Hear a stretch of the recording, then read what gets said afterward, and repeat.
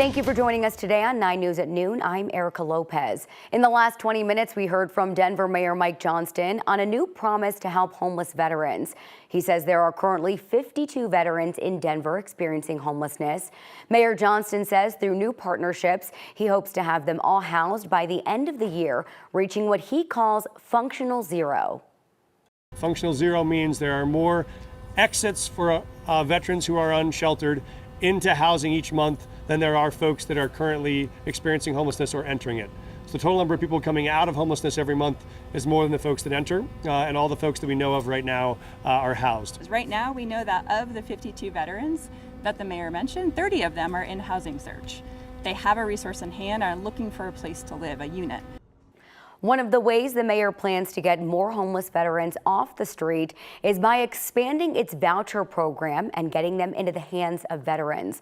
We will have more from the mayor and that new program today on 9 News at 6 o'clock with Kyle Clark. Milliken police tell us an 18-year-old man is in the hospital after an officer shot him early this morning. Police got a call around 1:30 about a suspicious man near Milliken Elementary in Weld County. They were able to talk to the suspect on the phone before getting there. They say he made several threatening statements. When officers got to the scene, police say the man ran toward them with a large knife. Police ordered him to stop and tased him, but it did not work. When he kept coming at the officers, an officer opened fire. That man is now in the hospital and is expected to survive. Once released from the hospital, he will be transferred to the Weld County Jail. He faces multiple charges, including attempted first-degree murder. 12:02 on your Monday as we take a live look outside across the metro area and the mountains, where some of our cameras were seeing blue sky and some looking a little bit more clouded over. We know one thing in common across the area is the heat. Keely Chalmers with us this noon to talk about that. Girl, we are in for a hot week. We got summer-like weather has arrived, right? It is going to be hot.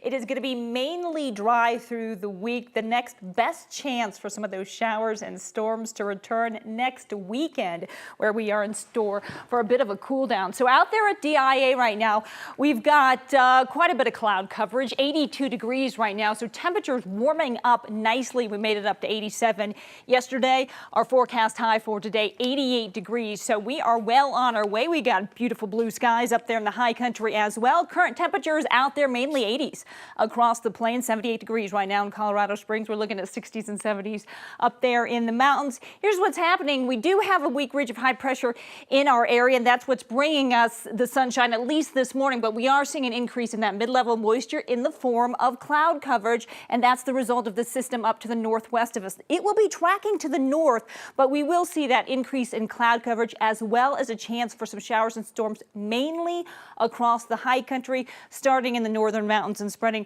fairly widespread across the mountain range. We are looking mainly dry here in the metro area today with some afternoon clouds. 88 degrees our forecast high. Tonight, mostly cloudy. Temperatures dropping down to 60, possibly a shower or storm, but again, most of the activity up there in the high country. Tomorrow, the story will be the winds kicking up, gusting up to 30 miles per hour, a little bit cooler as a cool front moves through as well. We'll talk about those wind speeds, just how fast they'll get and where we can be concerned about the wind, when the most impact will happen, coming up in your full forecast in just a bit. Keely, thank you. We have a heads up for voters today. Colorado is starting to mail out ballots to actively registered voters. This is for the primary election, which is June 25th, and the Congressional District 4 vacancy election. Denver is taking a step to help voters who don't speak English. 9 News reporter Brianna Fernandez has more about the new tool being used for the first time this month. Yeah, so it's very easy to use. It's kind of like a small device. It looks like an iPhone, and it will translate conversations between election workers and also voters. So take a look at your screen. This is what that device looks like.